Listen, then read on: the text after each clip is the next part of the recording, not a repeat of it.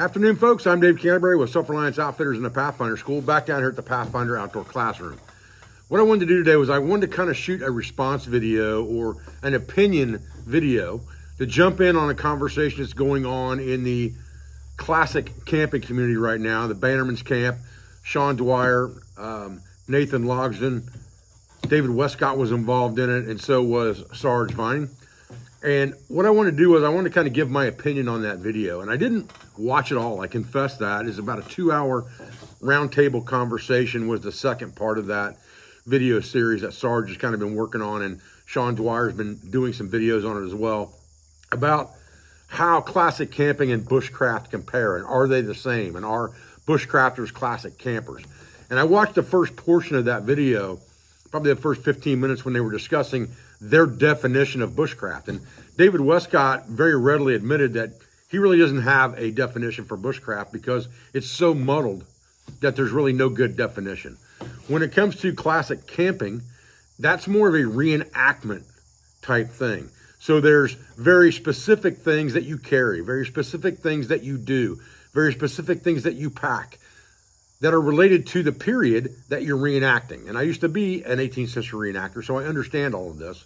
And I'm going to be participating in an event with Sean Dwyer here at my school that I'm sponsoring, a period squirrel hunt. It's going to be a classic camping type squirrel hunt based on the period from 1890 to 1930-ish. And so I'm going to be participating in that event as well. And that'll be my first time reenacting that time period, trying to wear those type clothes and use that type of equipment. So I'm kind of looking forward to it. But what I wanted to do today was I kind of wanted to give my thoughts on the difference between bushcraft, or what the definition of bushcraft is. Because again, the four of them couldn't really come up with a definitive answer for what the definition of bushcraft was. And so when I look at bushcraft, and again, you know, they talked about this in the video.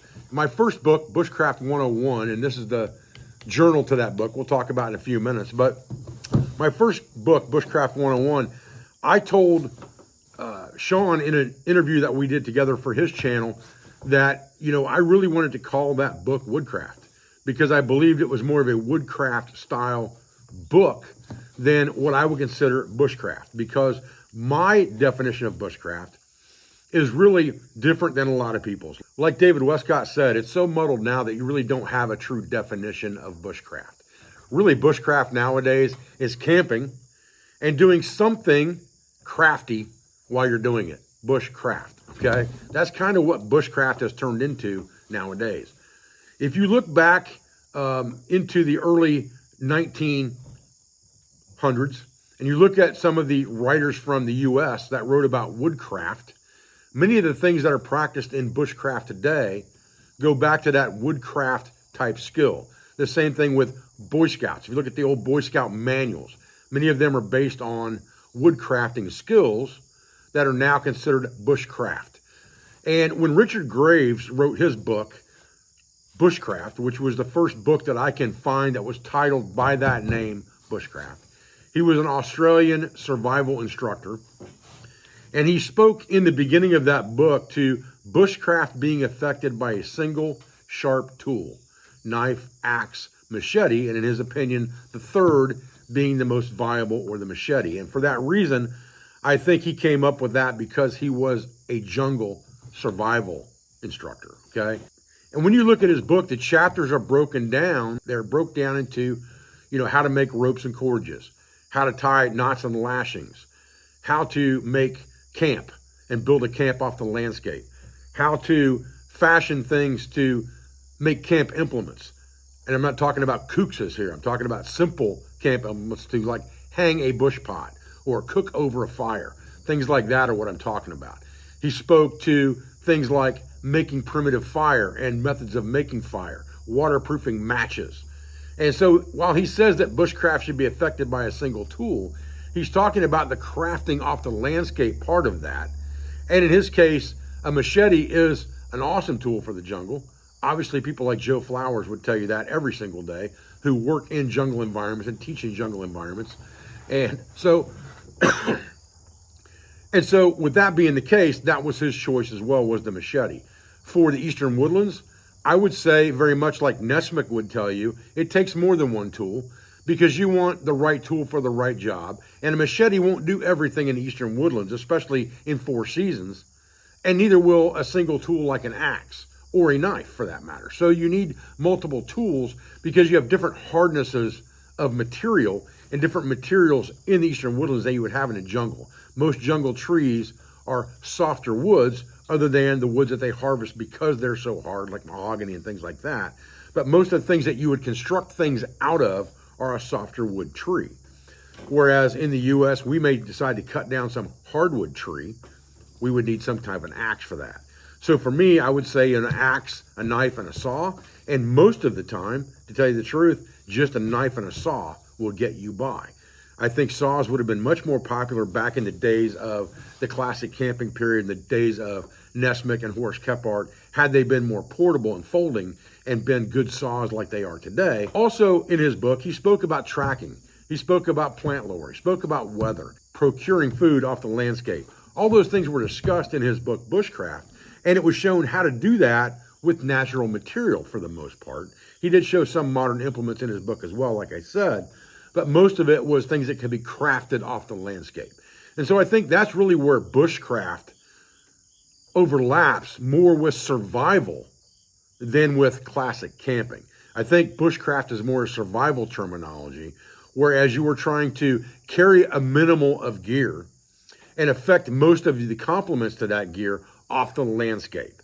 And understand how to track, understand how to capture food and fish and things like that and harvest off the landscape using natural materials more than things like Horace Kephart and Nessmuk talked about, carrying hooks, fishing rods, shotguns, rifles. Those type things are not what really bushcraft is all about.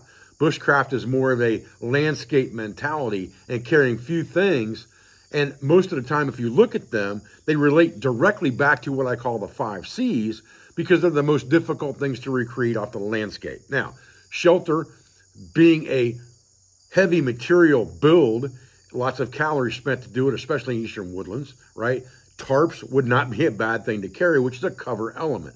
But combustion, cutting tools, containers, all of those things were shown in Richard Graves' book as already being there.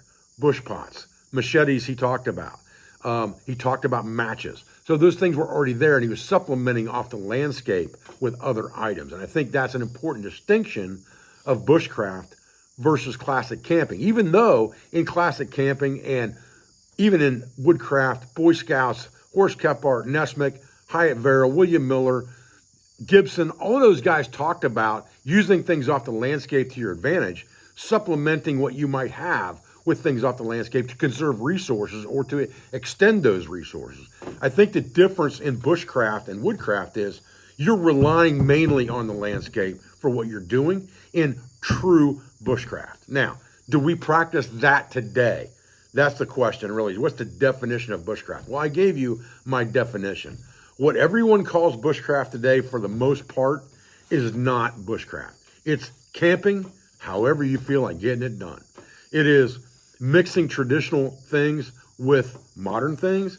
It's mixing traditional mentality with modern mentality. And like David Westcott said, there's really no defining thing. It's not, you have to wear these clothes because they're period correct. You have to use this skillet or this pot because it wasn't made before 1930. You can only use this flashlight and it has to have this type of bulb in it because it wasn't created before this time period. Or you can only use flint and steel or some kind of magnification lens or the flintlock of your rifle to start fire unless you're going to do it primitively off the landscape because that's what you had available in that time period. I think in the modern day, with what we call bushcraft, it's pretty much a free-for-all, just exactly like David Westcott said.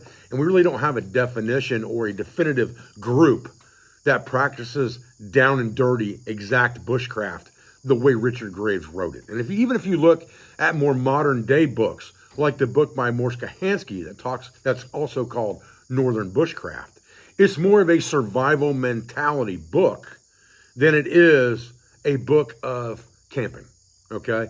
When you talk about woodcraft, it's more about camping. It's about carrying things in, supplementing some things off the landscape, cooking over fires, things like that, making poles for tarps, things like that off the landscape, making cordage if you have to, making fire if you have to, if you've lost every other means to replace them.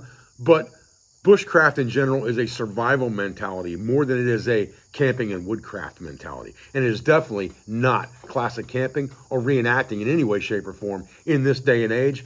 And it's not regulated, as was said in that roundtable meeting. So there's no way to actually say this is bushcraft or it's not bushcraft. You can say whatever you want. If you're crafting something in the woods, even if you carried the stuff in, then you're doing bushcraft. But really, if you look at that word bushcraft, it comes down to if you call the bush or if you call the woods, and the crafting part, right? You're in the woods and you're crafting something, you're doing woodcraft or bushcraft. And so there's really not a distinction there in my mind, in a lot of people's minds as well, other than what we can look at by definitive answers in books, like Richard Graves' definition of bushcraft, reading his book, would tell you. Morris Kahansky's definition of bushcraft, by reading his book, would tell you. It's not a definitive answer, but you can tell by the subject matter that's covered, they're talking more about how to improvise things off the landscape and carry very little. Whereas woodcraft and camping, you're carrying, sometimes in motor carriage or by canoe, all kinds of things with you to camp with, from, tarps and tents to sleeping bags to sleeping mattresses to fire irons to cook implements, up to and including cast iron. None of those things would be within that definition of Richard Graves or Morris Kahansky when it comes to bushcraft. And I think that's an important distinction to understand. Now, I apologize for rattling on. What I want to show you really is today is this new book that I have coming out, which incidentally is called Bushcraft 101 Field Log. Take it for what it's worth. Again, as I said, I was forced to use the word bushcraft because it's the modern buzzword. And just like they spoke to in the roundtable meeting, David Westcott and things like that said, if you say woodcraft nowadays, people think you're talking about fine woodworking. It's no longer equated to the classic camping era or just camping in general in a more traditional style. It's not equated to that anymore. Everything's called bushcraft. So take that buzzword in mind. But what this is it is a journal for you to be able to go out in the woods, and it has a keeper on it, very much like Moleskine does. And then it has an introduction page, but it also has pages in it that will allow you to track the things that you're doing. I'll give you a good example here. I'm gonna put my glasses on so I can see and give you an example. It has pages within it that give you places to journal, the coordinates, conditions of your camp, the duration of your trail hike, whether it was an overnight stay or not, what the temperature was, what the weather was, what the terrain was like, what elevation you were at and coordinates you were at, what you had in your pack, what you used, what you didn't use. It also has campsite areas here where you can make a map of your campsite. You can decide what type of camp you set up, and you can mark that if you want to, or put other in there. Then it has observations of wildlife, trees and other flora, rivers, lakes, things like that, campsite activity, what you did. This is more of a classic woodcraft type journal, in my opinion. General field notes of things you observed. So connecting more with the landscape, connecting more with nature, that's really what woodcraft, in my mind, was all about. It's what the Boy Scouts of America was about. It's about what woodcraft and camping was about.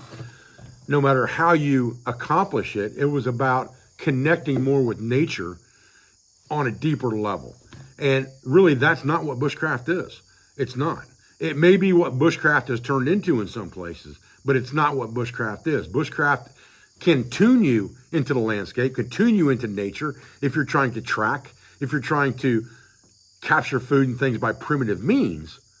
But really what it's about is survival, in my opinion. Bushcraft and survival are very synonymous terms. It's just when you add the primitive type skills into the survival scenario, it becomes bushcraft. Whereas camping and woodcraft, you're using lots and lots of gear you're taking with you, and you're supplementing what you absolutely have to so that you don't have to carry too much.